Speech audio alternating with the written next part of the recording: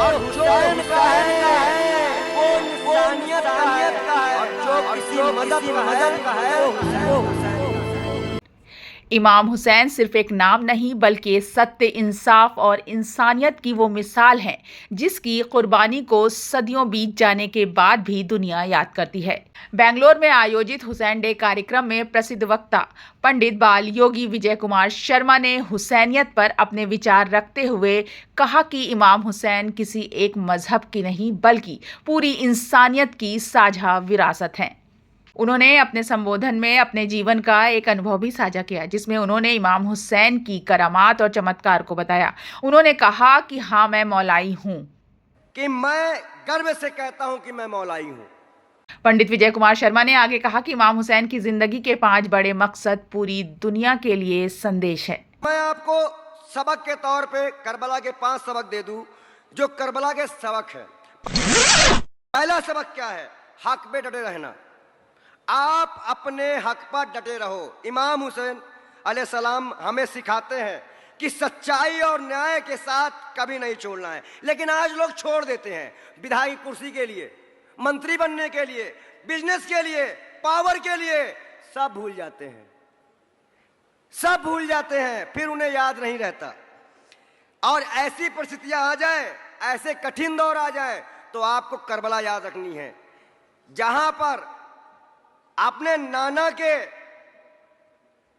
लाए इस्लाम को फैलाने के लिए हमारे इमाम साहब ने शहीद हो गए।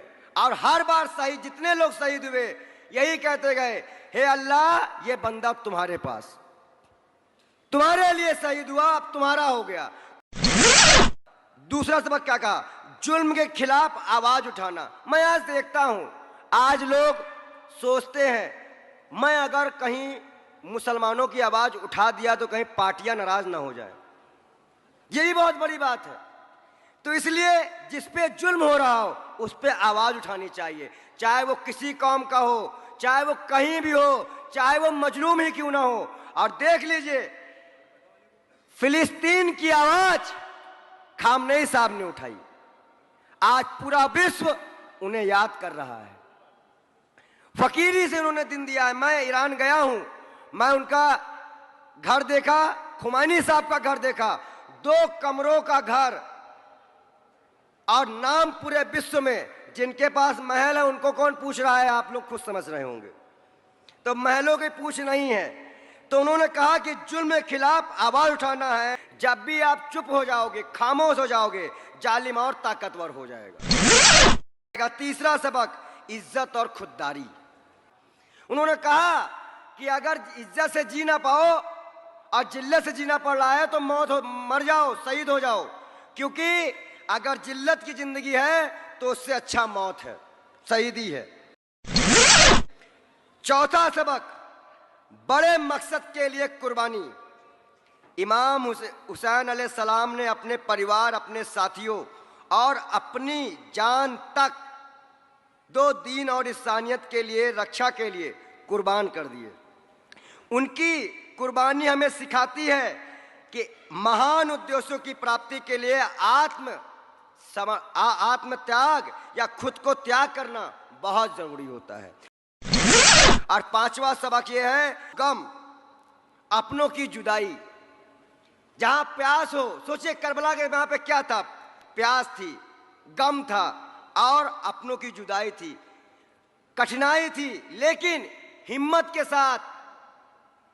के साथ अपने नाना से किया गया वादा भी था, इस्लाम से किया वादा भी था। अरे करबला इसलिए नहीं याद की जाती थी, वहां लोग शहीद हुए थे। करबला इसलिए याद की जाती है कि जब जब मातम में आपका खून गिरता है तो करबला की धरती का खून आज भी ताजा नजर आता है। आज मैं जब मातम में जाता हूं, मैं देखता हूं मातम में, तो मुझे करबला का दिन वही तरह याद आता है कि करबला में भी ऐसा हुआ होगा, ऐसे ही खून बहे होंगे। करबला की जंग सत्ता हासिल करने की लड़ाई नहीं बल्कि इंसानियत को बचाने की जंग थी। दुनियावी चीजों के लिए जीने वाला है वो हुसैन। अगर इमाम हुसैन यजीद के सामने झुक जाते तो शायद सच और झूठ का फर्क ही मिट जाता, लेकिन उन्होंने अपनी और अपने परिवार की कुर्बानी देकर ये साबित कर दिया कि सम्मान और गरीबों की लेकिन आवाज। उन्होंने अपनी और अपने परिवार की कुर्बानी देकर ये साबित कर दिया कि सर कटाया जा सकता है, लेकिन सत्य और स्वाभिमान को झुकाया नहीं जा सकता। पंडित विजय कुमार शर्मा ने सभी लोगों से अपील की कि वो हुसैनियत को सिर्फ एक आयोजन तक सीमित न रखें, बल्कि अपने जीवन में सच, ईमानदारी, इंसाफ और इंसानियत को अपनाएं। यही इमाम हुसैन को सच्ची श्रद्धांजलि है। आपकी नज़र में आज के दौर में हुसैनियत का सबसे बड़ा संदेश क्या है? अपनी राय कमेंट में ज़रूर लिखें। वीडियो पसंद आए तो लाइक करें, शेयर करें और ऐसे ही तथ्यपूर्ण वीडियो के लिए हमारे चैनल को सब्सक्राइब करें। पूरा वीडियो देखने के लिए बहुत बहुत शुक्रिया।